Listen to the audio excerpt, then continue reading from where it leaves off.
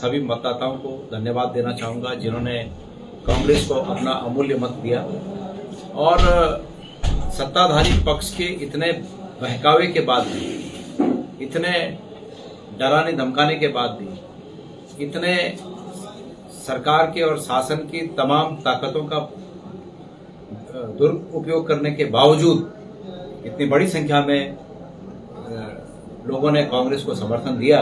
मैं उन सभी समर्थन दाताओं को जिन्होंने कांग्रेस को समर्थन दिया, मैं पार्टी की ओर से और अपनी ओर से, बेहड़ जी की ओर से, मीना शर्मा जी की ओर से, सभी कांग्रेस जनों की ओर से मैं उन्हें धन्यवाद देता हूँ। हम मतदाताओं के इस जनादेश को सहर्ष स्वीकार करते हैं और सहर्ष का तात्पर्य इस बात से है कि मतदाताओं ने ये संदेश हमें दिया है कि भाई हमें और मजबूती के साथ धरातल पर संघर्ष करना है और संघर्ष करने में हम पीछे नहीं हैं। आज जबकि प्रदेश में और देश में तमाम विपत्तियां व्याप्त, मुझे अफसोस है इस बात का कि हम लोग, कांग्रेस के लोग, ऐसे मुद्दों को जनता के बीच स्थापित नहीं कर पाए जिन मुद्दों पर हरियाणा और पंजाब जैसे राज्यों ने अपना वर्डिक्ट दिया, अपना जनादेश दिया। उस जनादेश का परिणाम आप जानते हैं कि पंजाब जैसे राज्य में भारतीय जनता पार्टी की क्या स्थिति रही, कांग्रेस वहां पर कितनी सीटें जीतने में सफल रही, और हरियाणा जैसे राज्य में जहां पर भारतीय जनता पार्टी ये मानकर चल रही थी कि उनका एक तरफा है, वहां पर भी हम लोग ठीक ठाक स्थिति में आए। इसका कारण ये रहा कि उन राज्यों के मतदाताओं ने जो वहां के स्थानीय मुद्दे थे, उन मुद्दों को अपना मुद्दा समझा। और समझे भी क्यों नहीं? क्या हरियाणा में जो रेसलर बेटियां थी, जो कुश्ती लड़ने वाली बेटियां थी, जो मेडल जीतने वाली बेटियां थी, उन्होंने जब उनके साथ दुर्व्यवहार की शिकायत की नेताओं के द्वारा, भारतीय जनता पार्टी के नेताओं के द्वारा उनके साथ हुए दुर्व्यवहार की शिकायत की और तानाशाही में केंद्र की सरकार ने उन्हें नजरअंदाज किया, तो हरियाणा के जनमानस ने, हरियाणा के मतदाताओं ने अपनी बेटियों के साथ हुए अन्याय को गंभीरता से लिया और भारतीय जनता पार्टी को हैसियत दिखा दी। हमने ये सोचा कि उत्तराखंड में भी ऐसा होना चाहिए। हम इस मुद्दे को, बेटियों के स्वाभिमान के मुद्दे को, बेटियों के हिफाजत के मुद्दे को हम जनता के बीच स्थापित नहीं कर पाए, हमें इसका बहुत दुख है। और मैंने अभी प्रेस कॉन्फ्रेंस में कुछ दिन पहले कहा था कि हमको नेता होने के रूप में इस बात का मलाल है कि हम इस मुद्दे को स्थापित नहीं कर पाए, और जनता को भी इस बात पर सोचने की आवश्यकता है, मतदाताओं को भी इस बात पर सोचने की आवश्यकता है कि जो समाज अपने हित के मुद्दों पर खड़ा नहीं होता, उस समाज के आने वाले भविष्य में बहुत दिक्कतें आने, निश्चित रूप में यह है कि और दिक्कतें आ सकती हैं अगर अपने मुद्दों पर लोग खड़े न हैं। अंकिता भंडारी का मुद्दा, अंकिता भंडारी क्या सिर्फ एक परिवार की बेटी थी? हमारे आदरणीय प्रधानमंत्री जी कहते थे कि मेरा परिवार, शायद वो अब उन्होंने हटाने के लिए कहा है कि अब मेरा परिवार नहीं है, वो अलग बात है, लेकिन कहते थे कि मेरा परिवार। तो क्या अंकिता भंडारी उनके परिवार की बेटी नहीं थी?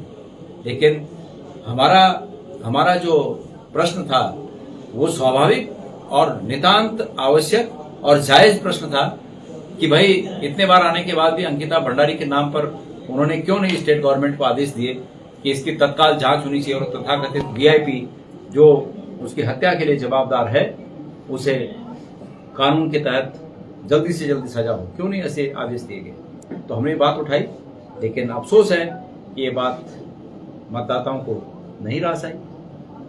जिस मुद्दे पर हरियाणा और पंजाब ने भारतीय जनता पार्टी को आईना दिखा दिया, अग्निवीर, वो अग्निवीर का मुद्दा हमारे यहाँ निश्चित रूप में सबसे ज्यादा अगर दुष्प्रभाव किसी मुद्दे ने डाला है, किसी बात ने, किसी योजना ने डाला है, तो अग्निवीर योजना। एक व्यक्ति जो फौज में भर्ती होते हैं, उसके बाद रिटायर होकर पेंशन लाते हैं, सम्मानजनक जिंदगी जीते हैं, हालांकि निश्चित रूप में वो सम्मान के हकदार हैं, वो इतने सालों तक देश, जवानी भर देश की सेवा करते हैं और उस सम्मान के हकदार हैं, लेकिन उसके बाद अब वो योजना समाप्त कर दी जाए और उसके बाद भी लोग इसको महसूस न करें, तो मैं समझता हूं कि हमें और मेहनत करने की आवश्यकता है। जनता ने जनादेश हमें दिया है हम इस जनादेश के आधार पर सड़कों पर जो हमारे लोग सदन में पहुंचे हैं वो सदन में, और जो हम लोग नहीं पहुंच पाए हैं वो सड़कों पर सरकार के इन योजनाओं के खिलाफ संघर्ष करते रहेंगे। मैं आज प्रदेश सरकार को यहाँ पर रुद्रपुर में इस रूप में नाकाम घोषित करना चाहता हूँ कि प्रदेश की सरकार पूरी तरह से नाकाम है। पूरे उत्तराखंड के जंगल सुलग रहे हैं। मैं अभी हल्द्वानी से आ रहा हूँ। कल अल्मोड़ा में एक अग्निकांड में वन विभाग के ही आग बुझाने वाले 8 कर्मचारी घिर गए, जिसमें मौके पर ही 4 लोगों ने प्राण त्याग दिया और 4 बुरी तरह झुलसकर सुशीला तिवारी अस्पताल में भर्ती हैं। मैं सुबह वहां गया था, मैंने उनका हालचाल जाना। वहां का स्टाफ, वहां के डॉक्टर जो कुछ वहां पर हो सकता है उनकी हिफाजत कर रहे हैं, उनका इलाज कर रहे हैं।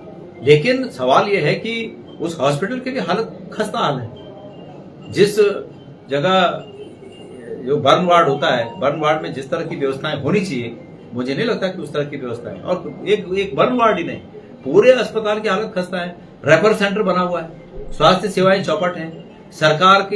सरकार का ध्यान सिर्फ शराब बेचने पर और खनन करने पर। ये 2 काम सरकार के रह गए हैं कि भाई शराब बेचनी है। शराब बेचने के लिए मैं सरकार की आबकारी नीति को कटघरे में खड़ा करता हूं कि सरकार ने जो ये ऐलान किया कि अगर कहीं पर एक दुकान अलॉट हो रखी है तो वो दुकान अपनी सब ब्रांच खोल सकती है। मैंने सुना था पहले बैंक की ब्रांचें खुलती थी, बाद के टाइम में अच्छे स्कूलों की भी ब्रांच बनने लगी। लेकिन अब ये नया आबकारी नीति आई है कि शराब के ठेकों की ब्रांच खुल रही है गांव में। तो सरकार को एक ही काम रह गया कि शराब बेचना और खनन करना। इसके अलावा कोई काम सरकार के पास नहीं है। उत्तराखंड की स्थिति चिंताजनक है। उत्तराखंड के नेतागण जो सत्ता में बैठे हुए हैं वो इस अहम में है, इस घमंड में है कि एक पार्टी के नाम पर और एक उनके नेता के नाम पर उनको वोट मिल ही जाएंगे, बाकी उन्हें क्या करना है। और हो भी रहा है ऐसा। तो मैं समझता हूं कि आगे आने वाले समय में जनता निश्चित रूप में अपने विवेक के आधार पर इन सब चीजों को देखेगी और निर्णय करेगी। हम चूंकि विपक्ष में हैं और जनता ने हमें काम दिया है कि अलग जगाते रहो, तो हम अलग जगाते रहेंगे। जहां जहां ऐसी घटनाएं होंगी हम वहां पहुंचेंगे, सरकार को आईना दिखाने का काम करेंगे। और लोकतंत्र में ये जायज भी है कि विपक्ष सरकार को आईना दिखाए और सरकार तदुपरांत अपनी नीतियों में, अपने कामों में बदलाव करे और जनता के हित की नीतियां लाए, जनता के हित की योजनाएं। आपके कुछ प्रश्न हैं तो उसका स्वागत है। मोदी जी, कांग्रेस का प्रदर्शन अच्छा नहीं रहा है प्रदेश में, किसको जिम्मेदार मानते हैं आप? देखिए, हम सब जिम्मेदार हैं। हम कांग्रेस को एक व्यक्ति तो है नहीं, तो इसलिए हम जो हैं हम जिम्मेदार हैं। गणेश गोदियाल की अगर जिम्मेदारी ठहराई जाए तो मैं अपनी जिम्मेदारी से पीछे थोड़ी हटता हूं। मैं अपनी जिम्मेदारी को स्वीकार करता हूं। पार्टी ने मुझे टिकट दिया, मुझे जीतना चाहिए था। जो लोग जहां जहां पर थे वहां पर उन्हें सब काम करना चाहिए। सब लोगों ने किया भी है।